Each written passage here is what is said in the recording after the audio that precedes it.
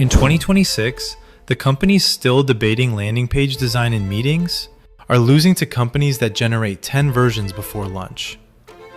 The shift isn't AI copy, it's AI reasoning. Models like O1 Pro, GPT-4o, and Gemini 2.0 Flash don't just write headlines.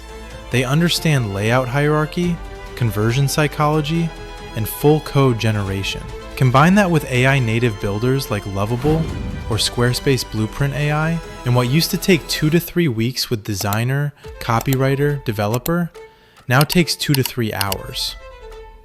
For industries like SaaS, D2C, healthcare, legal, real estate, this means faster launches, vertical specific pages, and rapid iteration. For CMOs, 30 to 50% faster campaign cycles.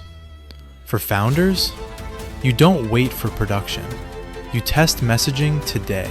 In 2026, the advantage isn't better design. It's faster iteration density. How soon can you publish an A/B testing? That's the game you're playing. And that compounds.